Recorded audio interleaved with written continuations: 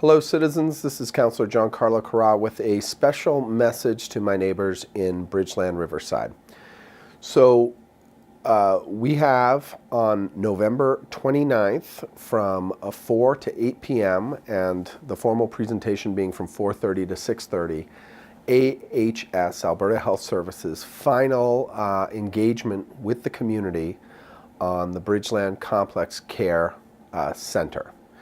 Now, I have put videos together on this before, and my message to you is that we have been in a negotiation with AHS, with Alberta Health Services, since this project first came out, like, I think almost 3 years ago now. So 3 years ago, we got word that the NDP government was going to address one of the pressing health needs in our greater community by making a $130 million investment into the Bridgeland, Riverside, East Riverside area, AHS land. They were going to take down the old Crossbow site and they were going to put in a new facility that was going to serve a pressing health need. We weren't sure what that money was going to go to, but my message to Bridgeland from the start was that that's great. Great investment in the neighborhood, great investment in jobs coming into the neighborhood, and as we understand it, the BCCC, as it's called, the Bridgeland Complex Care Center, is going to have 500 jobs associated with it. It's going to have a couple hundred beds for people who are in need of significant care services, and it's also going to, it's going to address that need in the community. The issue that I had identified from the start was that AHS is very good at providing care within the context of their buildings. They're probably not as advanced in thinking about how those buildings interrelate with the rest of the community. And so I went to the Minister of Health, I went to the Minister of Infrastructure, I went to the Associate Minister of Health, and I said, look, we're super happy that you're making this investment in the community, but we have to make it land right. And we would like to sit down and start talking with AHS about how they're going to fit this center into our community as soon as possible. And AHS said, we will engage the community, just give us some time to figure out exactly what we're going to do with this $130 million. And I said, listen, that's great, and they have to get it right, obviously, but if they start planning an actual building and they want to just plop that building down, we're going to end up with an institutional building surrounded by parking lots, surrounded by some mowed fields. We're not going to get the integrated transit-oriented development enhancement of the East Riverside neighborhood that we've been fighting for and we've been discussing in the East Riverside master planning process.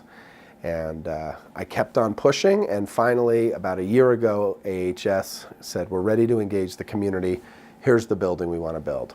And we pushed back on them, and we said, this is exactly what we were worried about. We're glad you're making this building. We're glad that we're doing all this. We're just not integrating into the community in the best possible way.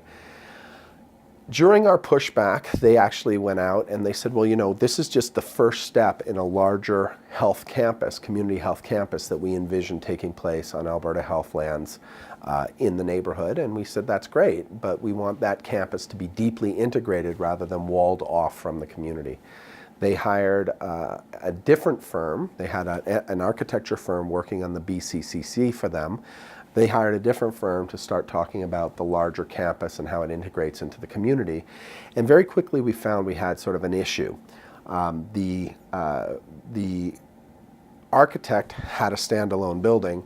The landscape architecture and planning and urban design firm they hired to talk about the campus started spinning a vision that was a lot more like the work we had done together as a community on the East Riverside Master Plan. And so AHS all of a sudden realized that they had this building that they'd spent 2 years designing in a black box, and they had this emerging vision for a campus, and those two things weren't fitting very well together. And they have to spend this money, and they have to take care of Albertans, and they have to put these Albertans who are in desperate need in care as soon as possible. And so what we've said is, look, you've got the building that you got. If you had designed the campus first, you might have done things differently. But what we can do is we can move that building 30 meters to the east from where you thought you were going to place it. And what that does is it does two very important things. Number one is it creates a lot more connectivity. It allows the 10th Street spine to connect to McDougall Road, and creates all the connectivity exactly in the heart of the transit-oriented development that will create the best mixed-use, community-enhancing opportunities for us. The other thing it does is it increases the number of and the quality of parcels that are available for development in their campus from 2, the one that the BCC is sitting on, and the one to the south, to 3.